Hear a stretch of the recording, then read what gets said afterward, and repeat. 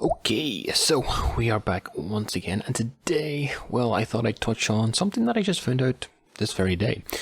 The fact that when I looked at the World of Warships development blog, obviously a beta, I figured that there was going to be Soviet aircraft carriers coming into the game relatively soon. Obviously not too soon. This is just, I think, the super test server, so again, take everything I'm going to say here with a massive grain of salt.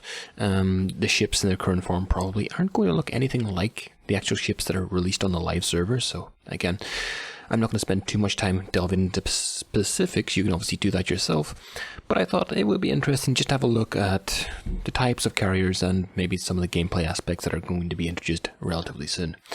Especially when you think that submarines are going to be introduced, well, apparently they're going to be introduced, at least based on the most recent test, relatively soon, or at least in this upcoming future.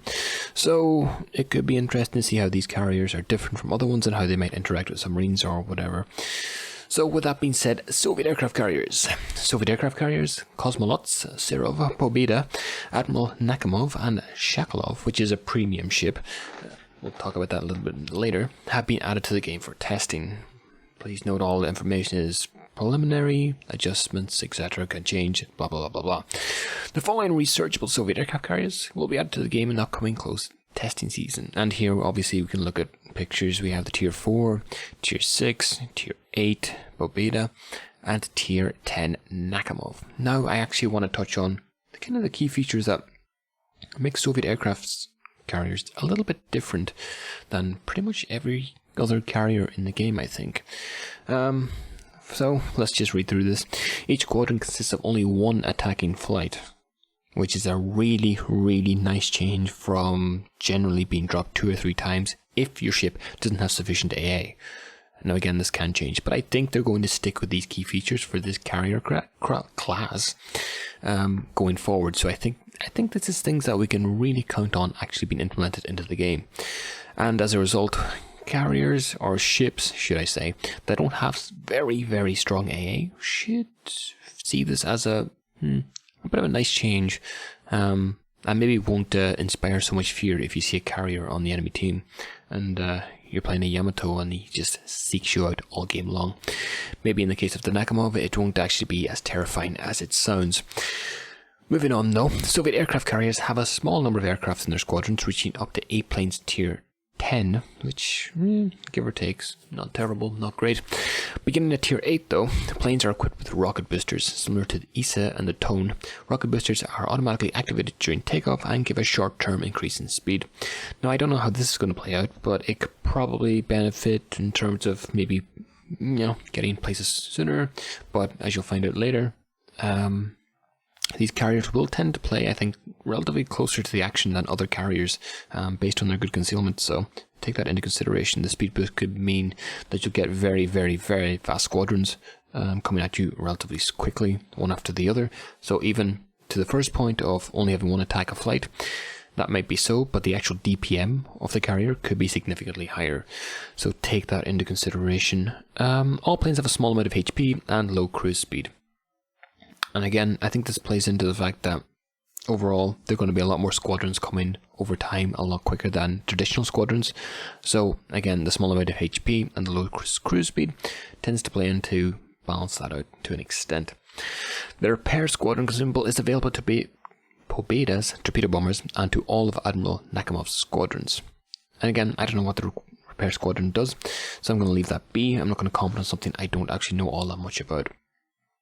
Torpedoes carried by torpedo bombers have long range and long arming time.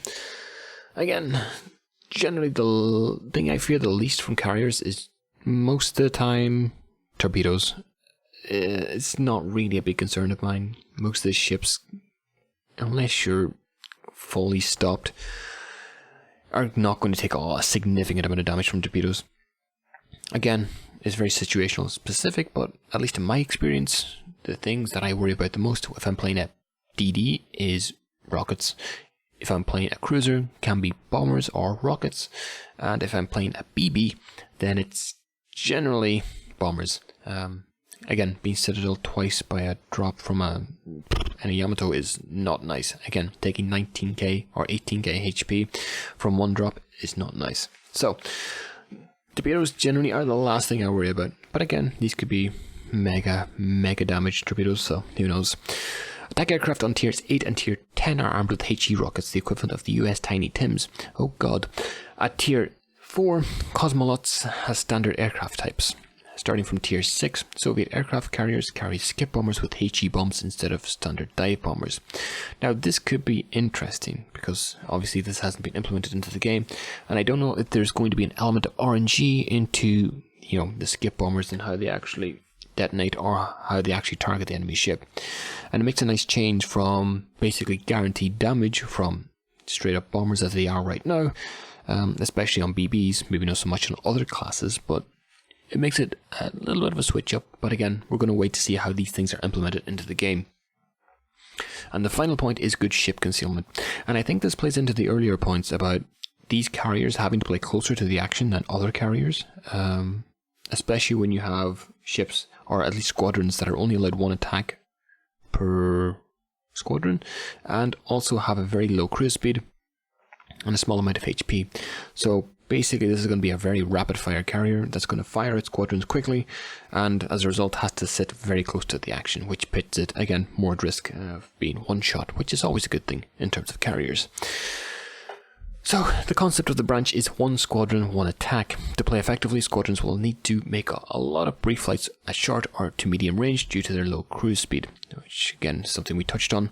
This is helped by the good concealment of the ships and the presence of rocket boosters on the plane. Again, it all kind of ties together. Squadrons are vulnerable to AA due to their lack of low HP, and each lost plane reaches the total damage that can be dealt to the enemy, which is actually quite significant. But again, it's going to be interesting to see how AA actually affects these squadrons. If they're just going to be basically Russian T-34s and with wings, then maybe the AA won't actually be all that effective, and you're just going to get full damage anyways. But again, that's to be seen. The new ships, skip bombers and torpedo bombers, can use their long range to avoid staying too long in the enemy AA zone. However, in this case, it will be easier for enemy ships to evade attack. I don't know how much of that's going to be the case, but I guess we'll see when they're actually tested.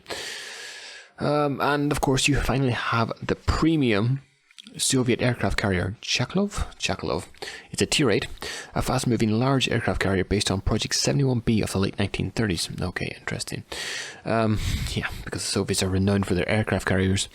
The Jackalope is armed with aviation similar to the researchable Soviet tier 10 aircraft carrier Admiral Nakhimov. Each squadron consists of only 6 planes. The ship is also distinguished from other Soviet aircraft carriers by its available selection of squadrons, torpedo bombers, skip bombers, and dive bombers. The Jackalope is best used for dealing damage to low mobility targets, supporting allies in the fight for key areas.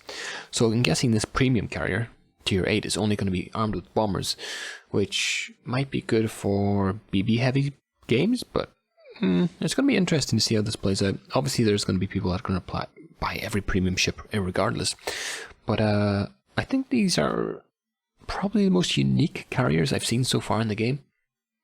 Something that I wasn't really expecting, but again, could be interesting to see how they play out.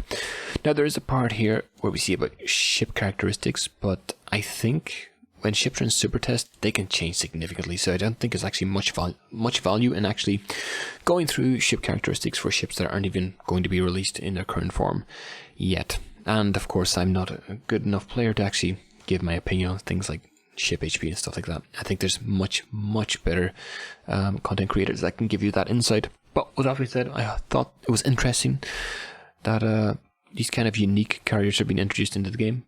But with that being said, if you want to look at this, you can just look at the World of Warships development blog. But until next time, I'll see you all in the next one.